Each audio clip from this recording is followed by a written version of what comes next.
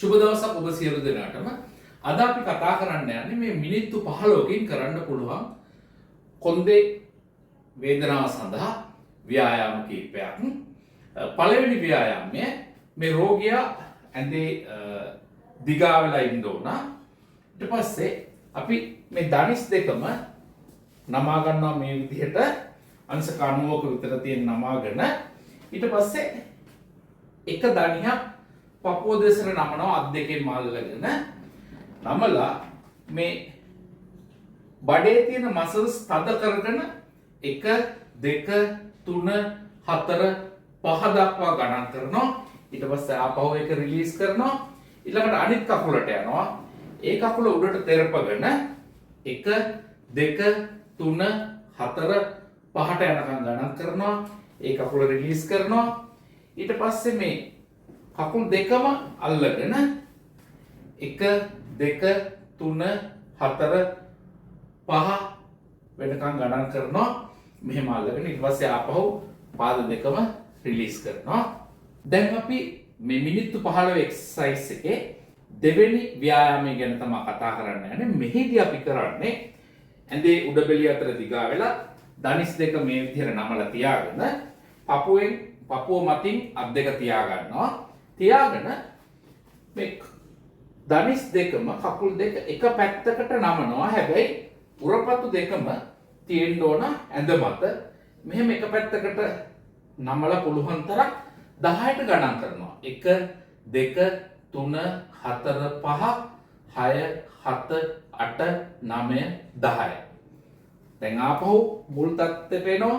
ඊට පස්සේ අනිත් පැත්තට ඇඹරිලා 1 2 3 4 5 6 7 8 9 10ට නිකන් ගණන් කරනවා.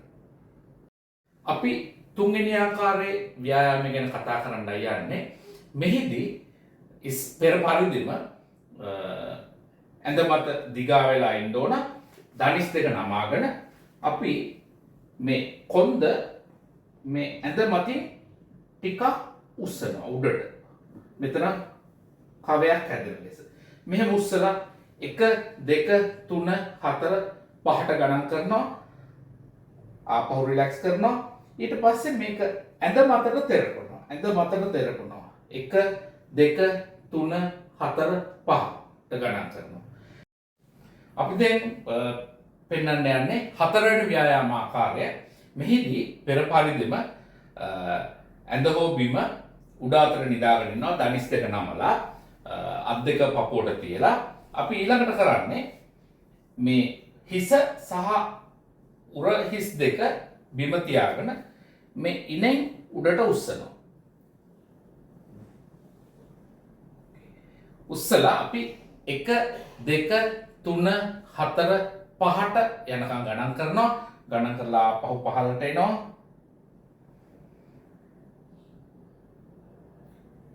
උඩට ආපහු උස්සනවා.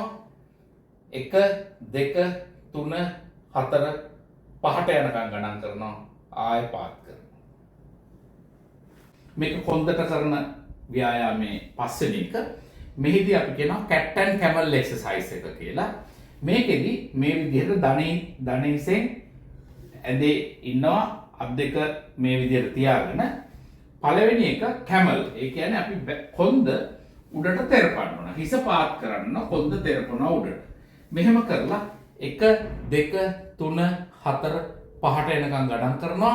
ඊට පස්සේ රිලැක්ස් කරනවා. ඊට පස්සේ දැන් cat position එක.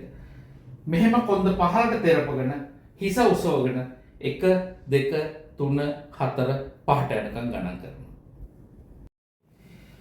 අපි ඊළඟට යන්නේ 6 වෙනි ව්‍යායාම ආකාරයට. මේදී අපි කියන කොන්ද කැරකෙවීමේ ව්‍යායාමයක් මේකත් අර මුලින් කෙරුවා වගේ. නමුත් මේකේ විශේෂත්වය තමයි පුටුවේ ඉඳගෙනයි මේක කරන්න ඕන. මෙහිදී එක කකුලක් පිට කකුලක් දාලා අනෙක් අතෙන් මේ කකුල තද කරගෙන හැරෙනවා. ඇඹරිලා 1 2 3 4 5ට යනකම් ගණන් කරනවා.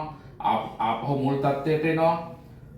කකුල මාරු කරලා මේ විදිහට හැරිලා 1 2 3 4 5ට යනකම් ගණන් කරනවා. මිනිත්තු 15 කරන ව්‍යායාම වල අවසන් ව්‍යායාමයේ 7 වෙනි ව්‍යායාමයට අපි ඇවිල්ලා ඉන්නේ.